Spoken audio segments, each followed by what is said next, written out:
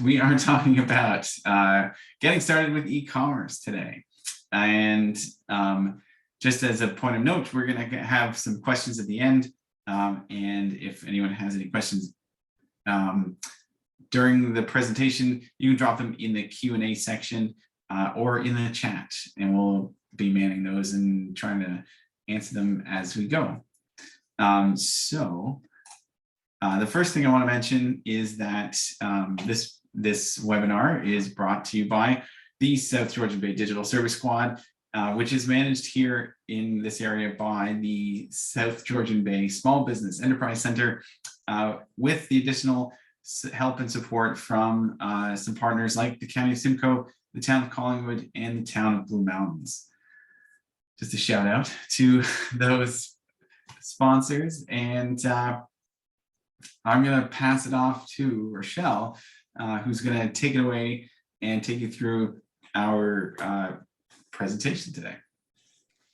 Thank you. Thanks so much. Welcome, everybody. It's so nice to be back leading these webinars. Yeah, one of my favorite parts being part of the squad. So today we are talking about e-commerce, and I can't stress this enough. This really is about an introduction to e-commerce. So we're not going to be diving super deep into anything really. It's all largely high level, just a way to kind of help you get your bearings and help you kind of sift your way through the enormous world of e-com as a whole. Okay, so we're going to start at the beginning because that's the best place to start a story. So e-commerce is defined as commercial actions conducted electronically over the internet.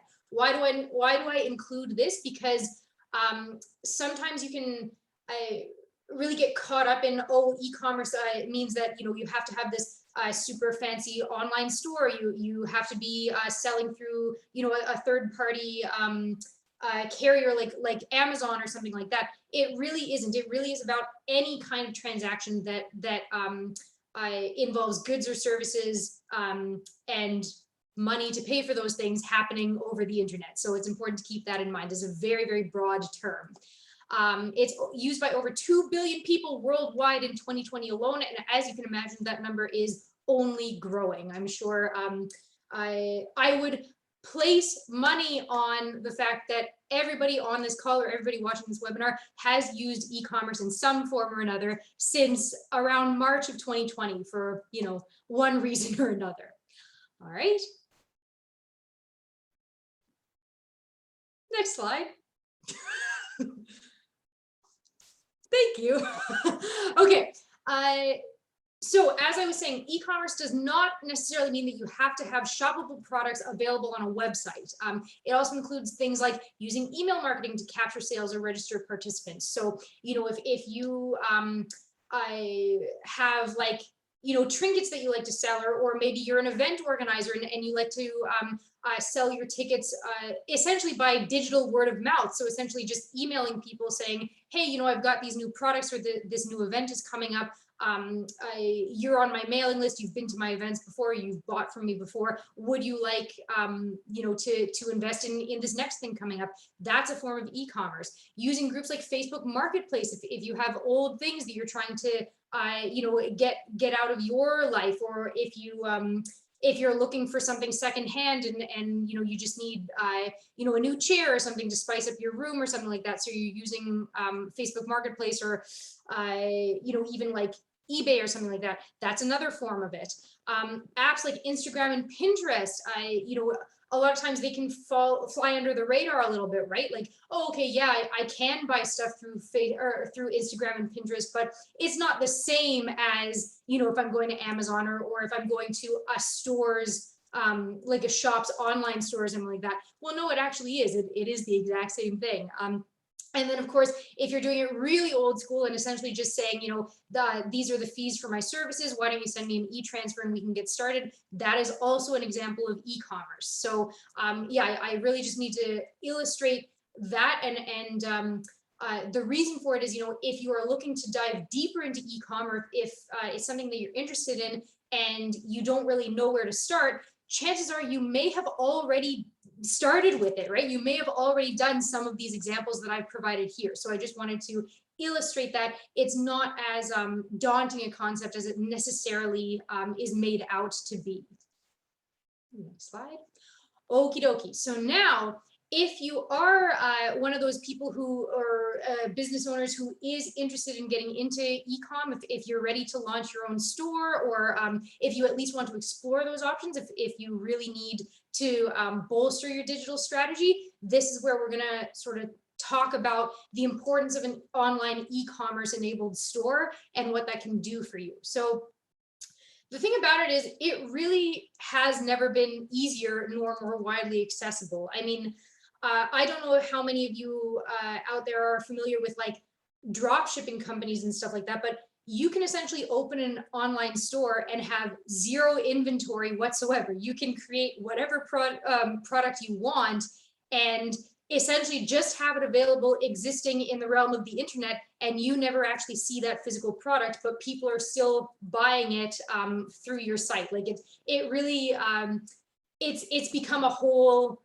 industry in and of itself.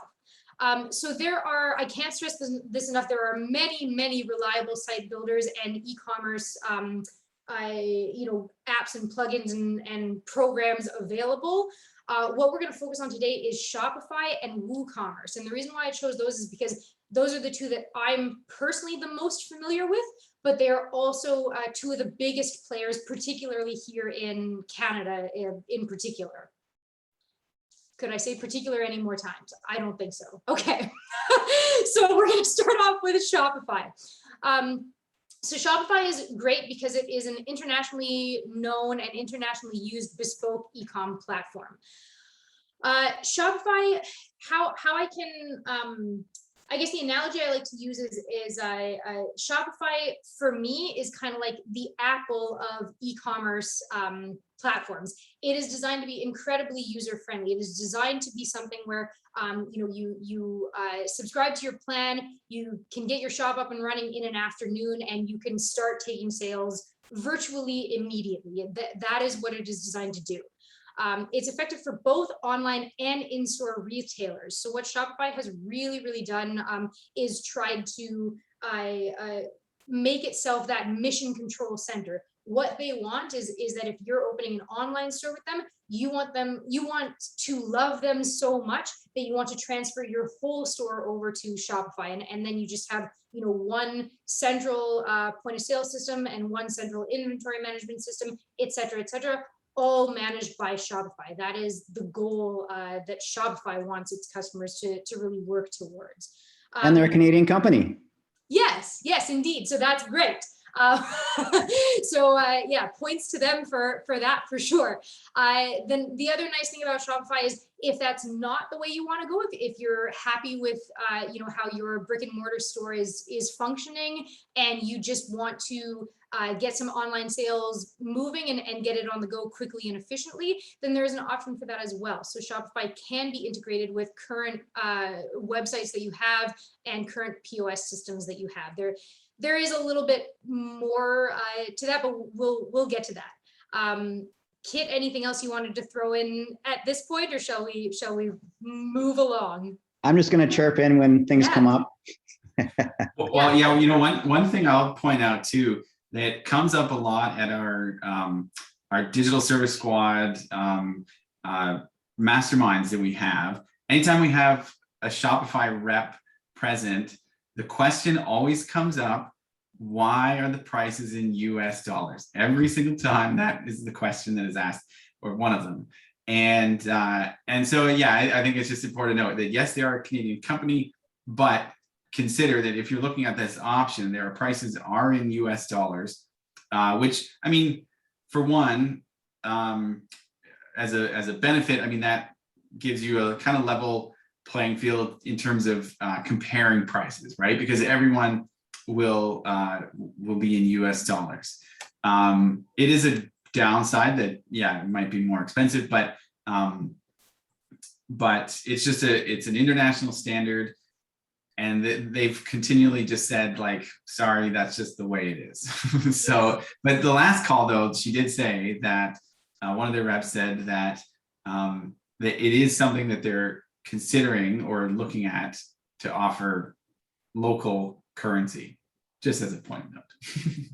Yeah, and I think, they are an international company and one of the top e-com providers in the world. And, I think given that the USD tends to be the go-to currency, then, it sort of makes sense for their particular business model. But, one thing that's worth noting as well is they just got proper currency transactions occurring within their payment gateway not too long ago. So part of that is likely reasons why they haven't been able to have a properly change the currency within the plans that they're selling. So I'm guessing now that that's probably something on the horizon, like you're hinting to, Ben. Yeah. Okie dokie. So yes, kind of rolling right into that. So talking about the fees for Shopify itself, now we're going to talk about the options that you have for charging your customers and taking those transactions should you choose to go with Shopify.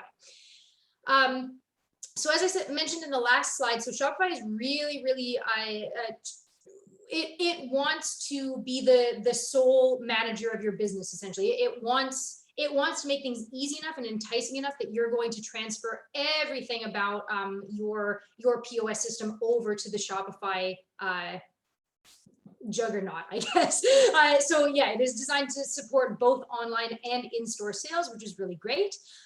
So if you're online only, Shopify Payments allows for secure checkouts without third-party accounts. So that's one of the great advantages to Shopify. So again, it is designed to be bespoke, right? It is designed to be like a really streamlined, out of the box. All right, now we're up and running and we're selling. So there's very little.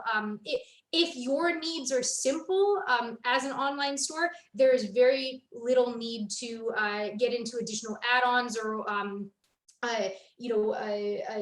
apply different apps or that sort of thing to make your store work. With Shopify Payments in particular, that is really sort of like taking care of a lot of those POS questions that you might have regarding things like applicable taxes or being able to take debit and credit and all that sort of stuff. So yes, and then I make that point immediately after, so you can choose multiple countries and currencies for easy international transactions, which is really, really nice. I've been working with a DSS client actually who is having a heck of a time with their point of sale system, their online one. For whatever reason, they're working on it. I think they're well on their way, but essentially with the system that they're using, they need to manually input all of the countries, currencies, different taxes, different, everything else that needs to go into being able to sell internationally. The thing is with Shopify, all that work has been done, which is really great.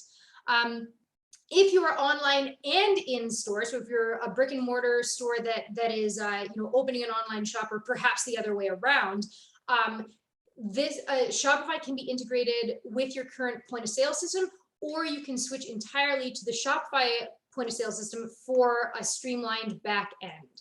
So that's really, really great. So essentially, if you go with Shopify Payments and the Shopify POS together for Shopify POS in your store and Shopify Payments online, then all of that is going to talk to each other in its back end. And at the end of every day, every week, every month, every quarter, whatever you need to look at, you'll be able to see very, very detailed and accurate records of what's happening online and what's happening in store, all talking to each other, which is really, really great. If you're integrating with a different POS, so again, if you're happy with what your store, like your physical location has, but you like Shopify for your online store, then there are ways to streamline that communication and make sure that you're getting accurate reporting, but you're inherently using an apple and an orange, right? So there's going to be a little bit more work involved with that. All right. And the next big question, that being inventory management. So, okay, great, we've got our sales talking to each other, but what about the age-old question of, well, what if I sell a shirt in my store and that affects the overall inventory that I have available online and in store? Do I have to go in and manually change all that? So we're going to address that question. Again, because Shopify really wants you to be like your one-stop shop, it has a lot to offer in terms of creating like a nice easy, stress-free inventory management system. So if you're working online only, we're going to start there. You can add, remove, manage products through the Shopify backend really quite easily. Like managing your catalog is quite a simple task once you've gotten to know the back end of Shopify. It's really just about making things visible or hidden, and then just changing quantity numbers. Like it really couldn't be easier. It's quite amazing. If you're using the Shopify POS, so that would be the big old program that lives in your brick and mortar location, inventory is automatically tracked and updated regardless of whether the purchase is online or in person. So that's pretty incredible, right? So that means that if you have a fabulous day online, like you sell out of a product online, and perhaps you don't get quite as much foot traffic in your store or whatnot, you don't need to worry about, oh no, I'm sold out online, but I have all this stuff in store, and how am I gonna move all that product or anything. It's all talking to each other. Again, like it is all communicating very, very effectively from one to the other, which is really nice, and that's going to help you avoid lots of inventory management headaches. If you are combining Shopify with another system, inventory will need to be manually updated, right? That just stands to reason. If you're working with the apple and the orange, then you're going to have to make sure that they're speaking to each other. So again, it's not an impossible thing to manage, but it does just require a bit of extra effort on the store manager or inventory manager's front. And then the other thing is migrating from one platform to another is possible. So I've had a lot of questions about that. I've had a lot of questions from people saying that they've set up an online store with, platform X, Y, and Z, or however they've chosen to do it. And, they're interested in Shopify. They hear that it's really user friendly and that the templates are great and all that sort of stuff. But they're really, really hesitant because, of course, they've gone through so much work to set up their online store with this other platform, and the idea of having to manually transfer everything over to another platform just seems so daunting and so redundant, right? So the thing is, I looked into that quite a bit ahead of this webinar, and there is a lot of support that's offered to business owners to help with that transition. Again, Shopify wants you to go with them. They want to make it as easy as possible for you to want to run your store through their program. So they're going to really bend over backwards to ensure that it's as nice and easy and seamless as possible a transition for you. So that's something to consider as well. There is support available with that. That's worth noting too, above and beyond WooCommerce, is that Shopify does have a great support system to assist with various problems that may come up. So that's definitely a benefit there. I was going to also mention as well that if there's any businesses that have multiple locations, Shopify can support multiple locations, and that you can define rules, inventory rules for multiple locations. So it's worth noting there. So if you've got a particular t-shirt at one location, you can define a rule so that it can make it available to another location or in your online store. And then the other quick note too around manually importing your inventory and updating. There are middleware solutions that can be added into your mix, but sometimes they can be cost prohibitive given the prices around them. But if you are a large enough company and you do have multiple systems, then sometimes looking into an inventory management solution that sits between your POS and your e-com or whatever other channels that you're transacting in, they can make sure that everything stays in sync, especially if you're selling in the US or Canada, or you've got a multi-tier strategy. Sweet. All right, and then the final area that I want to talk about, I'm going to do this for WooCommerce as well, but it is the shipping options. So again, that's a question that we hear all the time, right? How on earth do I manage and track and account for shipping with an online store? Like how do I manage that? So again, same thing with everything else. There are many options available for easy shipping solutions through Shopify. The one great one is that you can create, purchase, and print your shipping labels right in Shopify. I know that a lot of business owners really, really appreciate that. It's literally just like a click of a button, and there's no running off to the post office or anything like that. It happens all through Shopify, which is great. You have a few options that you can set up. So there's shipping, local delivery, and local pickup. So you can sort of do like one or a combination of all three, or you know, whatever you need, whatever suits your business and what you want to be kind of dealing with.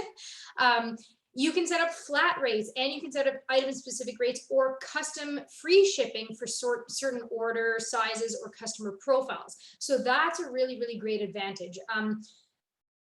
Yes, like knowing how you want to handle your shipping, like you know, do you want to be the company that offers free shipping to everybody and then you're eating that cost, or do you want to just inflate your prices a little bit to sort of like help you cover the shipping, or do you want to have shipping added on? Those are all big questions that of course you will answer for yourself as you're creating your store and all that.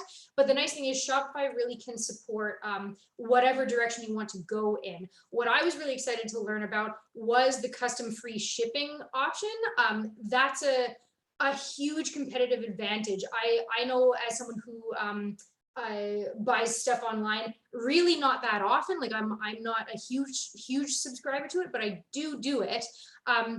I get really turned off if I've, you know, racked up a purchase that's like over $50 or something like that, and I'm not automatically given free shipping or a discount on shipping at least, because so many stores have already figured that out and they already automatically apply that, right? That's, for me as a consumer, that's the difference between that company closing a sale and me abandoning my cart, right?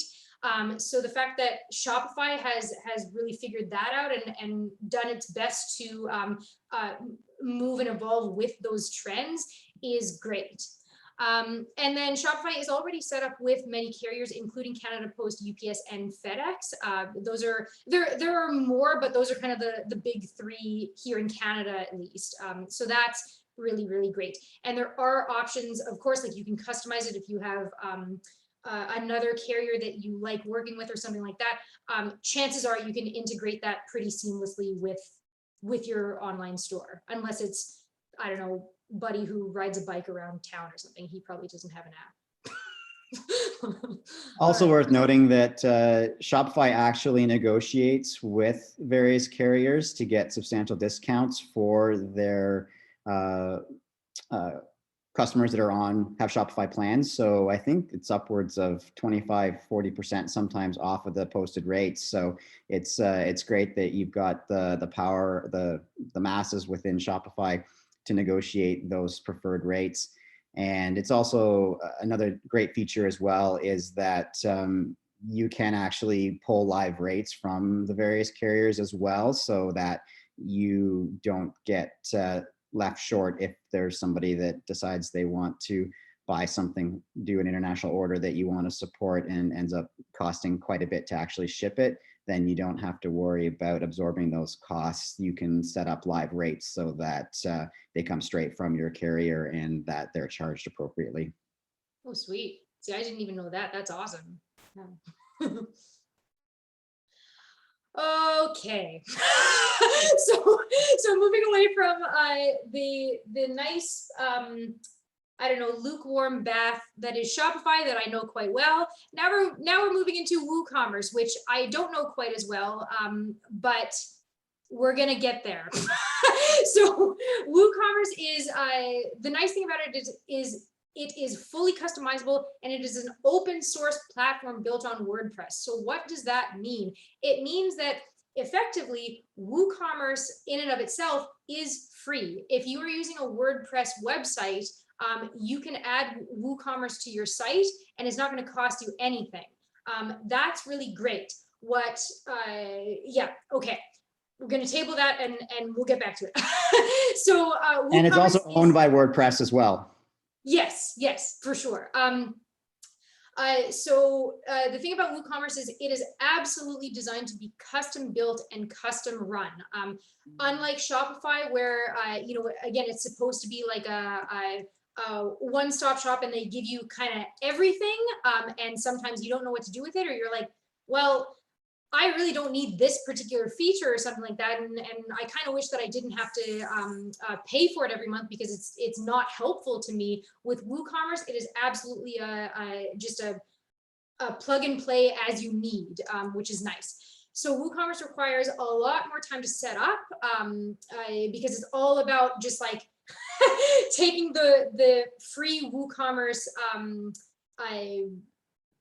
what am I saying, software, and then adding plugins after plugins after plugins after extension to build what you need it to do. But that offers way more flexibility for business owners, again, because you know you're getting exactly what you want and nothing that you don't. It can be very cost effective because, like WordPress, the software itself is free.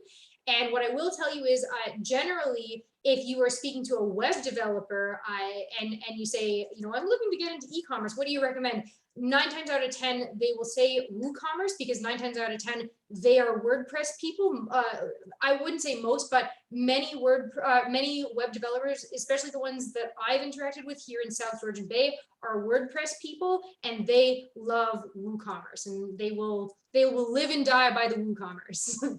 Well, over 40% of the web is being powered by WordPress at this point, so it's a pretty popular tool to use for building out websites. And the one thing that's probably worth noting as well is that WooCommerce, as it is a free and open source platform, there are costs associated with ensuring its security. So it's quite important to make sure that if you do launch a WooCommerce store, you do have a plan in place that it either has yourself in some training to be able to perform the updates required, or a good relationship with your web developer to ensure that the plugin always stays current and that the plugin itself and everything, all the security patches are being applied so that you don't find yourself vulnerable to unscrupulous activities on your e-com platform. Yeah, no, that's a really great point for sure. And yeah, again, like, because I haven't worked with WooCommerce too much personally, that is absolutely something that I think people should know, because if you're getting into it and if you're getting all excited about like, oh wow, look at this amazing custom store that I've made, that security feature might totally just go out the window, right? Like you just might not even cross your mind. So that's great. Yeah. It's a great analogy to tie it to your car you drive. You know, you just need to make sure you've got routine maintenance planned for your website, and then you'll be fine, especially your e-com website, so that you don't get caught with your car not starting one day someday. So it's good to make sure you've got those plans in place. Definitely. All right. Oh, here we go. WooCommerce POS options. Okay, so again, because WooCommerce is really designed to be like a custom-built transformer robot that you can do whatever you want with, there are a wide variety of POS extensions available, and I counted it as 73 of them total, so that's a lot.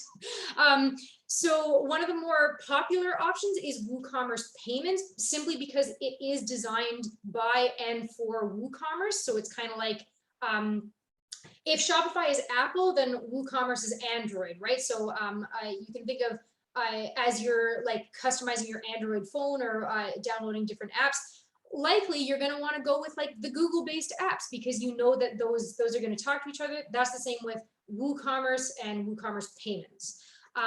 There are many other options available. So again, like if you're already kind of up and running with a POS that you're really, really happy with, then WooCommerce has a lot of options to really support the direction that you're already heading in. So there's PayPal, Stripe, Square, Amazon Pay, the list goes on and on and on.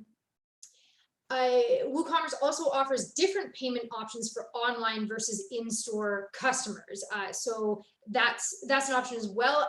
Again, like similarly to Shopify, if you like what's happening in your store and you don't mind it being different for your online store for whatever reason, then there are options to customize that as well. Of course, the trade-off then is there's going to be a more manual maintenance required, right? And you're going to have to keep a closer eye on making sure that those systems are speaking to each other properly.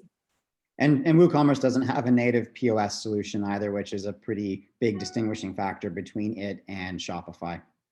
Mm-hmm. And the WooCommerce payments as well, Rochelle, they're great because they handle multi-currencies very well too. So that we talked a bit about that within Shopify, but going with the WooCommerce payment gateway definitely handles the currency conversions and much better. Oh, sweet. Thank you. Yes, yes. All right, so moving on to the inventory management options. Okay, so same as we've said before. So the whole idea of WooCommerce is that it is fully customizable. And so there are lots of different tracking management and notification extensions that you can apply. And I was looking through these and I was really impressed with just the apps that have been created that, you know, as someone who doesn't own, like I don't have, you know, an e-commerce platform for a business of my own or anything. And it was just amazing going through and seeing like, oh, wow, there's an app for that. And there's an app for that. And wow, that's really amazing. So chances are if, again, like the whole idea behind WooCommerce is whatever your problem is, WooCommerce is there to solve it in one way or another through one of its many, many extensions and apps that are available. And that's what's nice about it. So Foo Sales and Lightspeed are great inventory and POS management extensions. Lightspeed in particular is one that I know is fairly popular in this geographical area. I hear that quite a bit, so that's a good thing. There are very simple solutions for service-based businesses and businesses that require appointments and reservations. So this is a great thing. This was one of the things that I was looking at in particular. So if you run a B&B or a medical practice or whatever, massage therapy, something like that requires reservations and sort of like booking time versus buying product, WooCommerce really has you covered with that. They have a whole smorgasbord of you know, calendar scheduling things, reservation-based things. Yeah, it's really quite impressive. And I must say, I know that it is absolutely possible to set up for service-based industries through Shopify as well. Like that is absolutely a thing that you can do. But I must say, like at first glance, this is where I personally feel like WooCommerce maybe has a bit of an advantage here. Just I really thought that the options that were available for those service-based businesses was blowing my mind. And then there are many extensions available for online and in-store inventory management. So same as with Shopify. There are ways to ensure that whatever's happening in your store or multiple stores is being accurately reflected online and vice versa. So you don't end up with, you know, overselling or underselling or, you know, just major things to reconcile at the end of your month or year, whatever. And then finally, the shipping options. So what's nice about e-commerce is the scalability that I was able to find with shipping solutions. So WooCommerce can really grow with your business. And I think that's a really great competitive advantage as well. Again, with Shopify, it's like you're getting sort of that premium luxury vehicle right out of the gate, but you might not actually need half the things that it needs to do yet, right? And so then it's like, well, you know, this is going to be great, or this is like I can really see when I get to this point in a few years or whatever, this is going to be really valuable. But right now, it's kind of a feature that's lost on me or a benefit that's lost on me. With WooCommerce, you can really just kind of like pick and choose what you need and then swap those out as needed as your business grows and as your demands increase. So WooCommerce shipping and WooCommerce table rate shipping are very robust and fully integrated shipping solutions. Table rate is WooCommerce shipping is kind of like the basic package, and then WooCommerce table rate shipping is for like some serious high volume sales, international sales, all that sort of stuff. There are options to set up barcode generators for tickets and packing slips and stuff. I think that's really, really great, especially given the way the world is moving with, you know, lots and lots more sort of like electronic stuff and QR codes becoming more and more popular as contactless is coming into its own sort of form and everything. I think it's really, really great to be able to set up those barcodes, QR codes, and unique sort of tracking points onto whatever it is that you're selling or whatever it is that you're offering.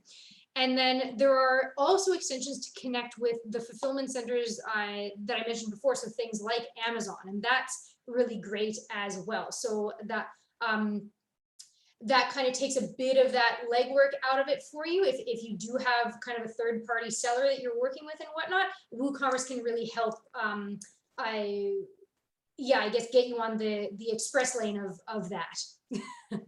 And most commerce solutions do have great connectivity to various channels like Amazon and different marketplaces that are out there. And so Shopify does have good connections with channel management as well. Another solution worth mentioning here is ShipStation as well. If you're looking to have a more robust shipping setup or defined rules based on certain carriers, then using a tool like ShipStation for your fulfillment might be something you may want to explore as well. Cool. Sweet. All right. Speaking of shipping, so we had a question here from Patrice. It's related back to Shopify though, but I thought it was a good opportunity. She just asked, where can I set up the rates for specific products and repeat clients? Do you know where that option would be? I think, Kit, you were talking about it. The shipping setup is fairly complex based on weight and geography and those sorts of rules. So typically what I usually recommend is to go with a dynamic shipping policy so that you're getting live rates right from the carrier, and then you're not going to ever get left short on a shipping fee is usually what I'd recommend there. So I hope that answers the question. Cool.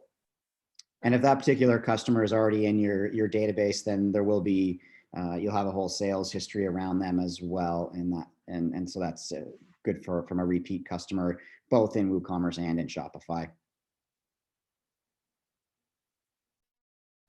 Okay. So now is sort of the sage wisdom part of the webinar. So one thing that we're seeing at DSS a lot is basically people have created like a great site that was not enabled for e-com right out of the gate. And so it has now been enabled for e-com, but absolutely every time anyone tries to buy anything from your site, they're redirected for something else. It's essentially like there's just a checkout page enabled by whatever app you're using to make it happen. That's really not best practice for your site as a whole, right? Like I'm sure we've all been in that situation where, you know, we're trying to buy something and then suddenly we're in a new window, and there's always like now, again, because it happens so often, I think people are a little more trusting of that, but there's just something that's inherently a little gauche about that. So number one piece of advice is whatever you're doing for your e-com, you need to keep your site together. No matter which route you go, it is critical to consider your end user experience as well as your back end processes, right? So now we're going to talk about Shopify Lite, which does exactly what I just sort of identified. So Shopify Lite is an option through Shopify that people have. It's very, very cost effective. It only runs people at around $10 a month, which is pretty incredible as far as like setting up e-commerce goes. But it does mean that people are redirected off your site anytime they want to purchase something. So essentially with Shopify Lite, that's a really great solution if you have a site that you're happy with, but you just need to be able to sell product off of it. You can create your Shopify catalog only, so you're not worrying about building your site out at all. You're just creating your product catalog, and then you link that to your home site. So then now your site has a buy button on it, so the little shopping cart icon, and that tells people, oh, I can buy through this site. The thing is, anytime they go to buy on that site, they're going to have to be redirected and check out on the Shopify checkout page. Again, like if that's meeting you where you are right now, and if that is, you know, just your safest bet in terms of getting up and running with e-commerce, then there's nothing necessarily wrong with that. But it is best practice to do what needs to be done to make that shopping experience streamlined from end to end for the user. And having a bunch of redirects is not really supportive of that. If you use WordPress, then WooCommerce will integrate seamlessly and keep people on your site. So again, that's one of the kind of like big advantages. If you do have a WordPress site, then WooCommerce is like, again, it's free to set up. It's free to start off with. The cost comes when you start customizing it and modifying it as you need. So that's something to consider. But in terms of like creating that central buying experience, WordPress plus WooCommerce has that covered. If you like Shopify, so if you are an Apple fan, for example, to go back to my original analogy, consider migrating to a Shopify site. So I get it. Like I'm sure most business owners have been through the trials and tribulations of building their site from scratch and being really proud of that, and investing a lot of time and energy into like growing their home site and making that like their business's landing page and whatnot. But let's be real, like if e-commerce really is integral to your business model, and if you really want to ensure that you are closing sales and building a strong customer base in that online world, then it may be worth switching over to a platform like Shopify entirely, because you're going to get a beautiful site out of it. It will require you to do a bit of rebuilding and get used to a different site building platform. But again, you're going to know that e-commerce functionality is going to be fully integrated and always reliable, and that at the end of the day is I think a little more important. And then I'll reiterate, so web developers will likely recommend WooCommerce, again, because they're likely working with WordPress, and again, it's really just a no-brainer. WordPress plus WooCommerce equals a good time for everybody. It's likely worth mentioning too that the Shopify Lite does have fewer features than the main Shopify plan. So it's always worthwhile to do your due diligence to take a look at what that feature list is with regards to if you want to add a POS system into it, that's going to be an add-on price. If you want certain reporting around your sales, again, that's going to be a la carte as well. So worth noting that Shopify Lite is really just to kind of get you started. But if you are serious about pushing your e-com sales, then really it's sort of a gateway plan into the full Shopify plan that sort of has everything that you need from a one-stop shop. Mm-hmm. Yeah, absolutely. And one thing I might add to that in the spirit of getting started with e-commerce, Shopify Lite can be a decent kind of stepping stone, because especially we're going to be talking about selling on Facebook next week, or no, excuse me, 2 weeks, October 6th. We're doing our next webinar topic. And essentially, for connecting to a social platform, Facebook, Instagram, you do need that base e-commerce platform set up to be able to connect that, create the inventory, and to be able to send people to then check out. So it could be, again, just as a stepping stone, a basic solution. If you're having a lot of success on social media and that's your avenue of choice, Shopify Lite can be a good option to get that shop set up. Very cost effective. As Kit said, pretty minimal in that features package, but it might be what you need to just kind of get that ball rolling and start small.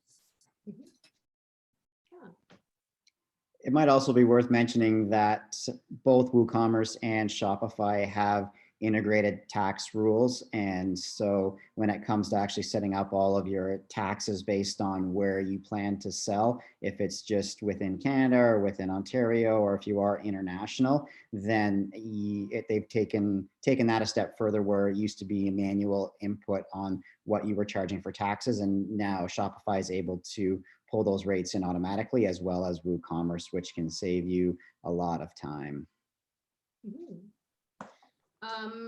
Yeah. So that's about it for the presentation. What I will say is, I spent some time watching some videos, essentially on like comparing these two platforms in particular and whatnot. And there was just a lot of great insight that I gained from that. So one thing that I don't think was necessarily conveyed, at least from my part, that I want to reiterate. So WooCommerce again is designed to be that like build it as you need it, like whatever you got, whatever you need, they've got the goods, like that really is what it's designed to serve. But I don't want to lose sight of the fact that Shopify also offers a ton of extensions and plugins and add-ons and whatnot. Like there is a whole lot of customization that's still available in that platform. And the nice thing about it is because Shopify itself is already designed to be like as easy to use as it possibly can be, then all of those extensions are also quite user friendly, and it's all been very carefully curated to work well together. So I just wanted to reiterate that as well. The thing about it is, again, like out of the gate, Shopify is going to cost you more. And then you do need to think about, okay, for every extension or every add-on, that's going to be an additional cost, right? So essentially it's what you're paying for is the convenience factor, and what you're paying for is that customer service component that Kit mentioned. With Shopify, you're going to be fully supported. Like if it takes you 6 months to feel comfortable running your store, you can be connected with your Shopify reps for those 6 months as often as you need at no charge. And that's really what Shopify gives people, is that really well supported process. With WooCommerce, again, like it's designed for people who know what they're doing with it, essentially. And it's like anything else, like you can learn what you need to learn, and it's certainly not like quantum physics or anything. Like you can absolutely educate yourself and feel confident with that, but you will be a little bit more on your own, and you do need to recognize that, like what you may be saving in terms of overhead or monthly fees or whatever that happens to look like, you're going to make up for it in the time that you need to spend on that platform. Shopify might cost a little bit more, but in the big picture, it's something that's a very simple budget, and you're able to plan for, your costs monthly, annually are not going to fluctuate. If you get into WooCommerce, where you may not have monthly costs for a few months, but then all of a sudden a huge security patch comes out or a huge update or whatever, then there's going to be time spent by your developer or you to go and make sure you get that solution brought up to date. So from a budgeting perspective, Shopify does work well if you're someone that likes to make sure you've got things budgeted and planned for, and most SMBs do. So that there is some value there as well. Mm-hmm. Definitely. Sweet. So I don't see any questions here. I have one actually that I wanted to address. I think, Kate, you can help with this. But the first thing I want to say too is that we didn't talk about the Shop Here program, or you might have mentioned it briefly off the top. And so just a shout out too, that for anyone who's interested in getting started with e-commerce, the Digital Main Street program offers a program called Shop Here, which can get a team of people team of professionals to set up an e-commerce website. They do have a number of options available in terms of the platform. So definitely worth checking out at digitalmainstreet.ca. And then, so my question is, Kit, you mentioned that statistic, and I've heard that before about like 40% of the web is based on WordPress. Do you think that's shifting? Because I've noticed a lot of businesses making that transition, not only for e-commerce solutions, but mostly for those e-commerce solutions like Shopify, but also for the more convenient DIY solutions, the Wix, the Squarespace, all those options available as well. So the question, I guess, is, yeah, do you see that making a big shift over the next couple of years? The Wix and the Squarespaces and those solutions are such a minority in this space. It's actually staggering. I don't have the number off the top of my head, but I feel like it's something like there's a couple million sites on Squarespace, and I think there's something like 40 million on WordPress. And so it's the gap's large between it. Don't quote me on those numbers. I haven't looked at them in a while. And then, WordPress itself is just growing at staggering rates. Like, I think just a year ago, they were at about 33% of the entire web. And just this year, I think they hit actually like 41, 42%. So, they're growing. And so they're hands down the power player in that space for sure. Sweet. All right. Well, thanks again, everyone, for joining us. Appreciate you taking the time. And again, we've got our information here. Your digital service squad is available currently and for the next couple of months to connect with. There is the $2,500 digital transformation grant available in Ontario. Definitely connect with us to learn more about that, learn more about how to excel in e-commerce, and follow along with our series of webinars. Like I said, the next one coming up is connecting or shopping on Facebook, setting up a Facebook shop, all that good stuff. So thank you to Rochelle and Kit for taking us through the presentation today. Really appreciate that. Great job. And we'll see you next time. Thank you. Great. Thank you. All right. Bye for now.